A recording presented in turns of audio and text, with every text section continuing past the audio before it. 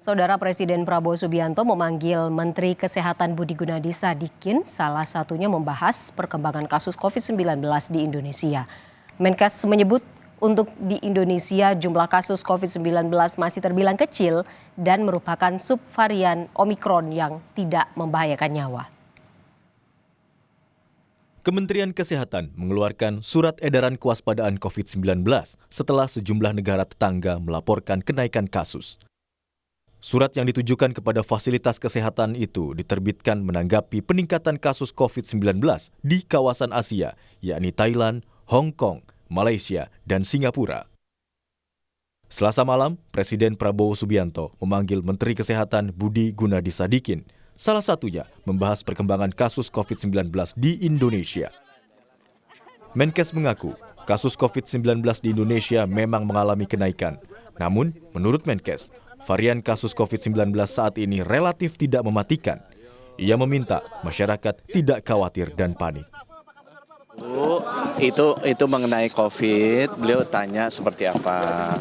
Saya sampaikan bahwa COVID itu memang terjadi kenaikan, tapi kenaikan ini adalah varian-varian yang relatif tidak mematikan.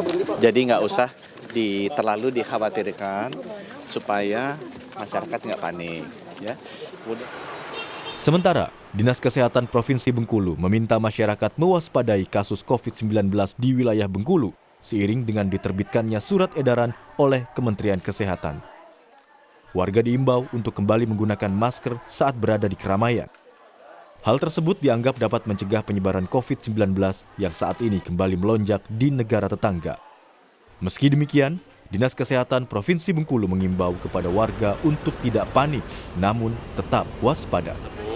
Kita ini harus melindungi diri kita sendiri, itu pencegahan. Misalnya di tempat keramaian kita biasakan kembali untuk pakai masker. Bisa ke berangkat Jakarta di pesawat pakai masker gitu. Ya kalau pengecekan tetap, pengecekan pemantauan di bandara juga di pelabuhan kita di situ kan ada badan karantina kita kesehatan. Itu setiap orang-orang baru apalagi orang dari luar negeri harus diperiksa.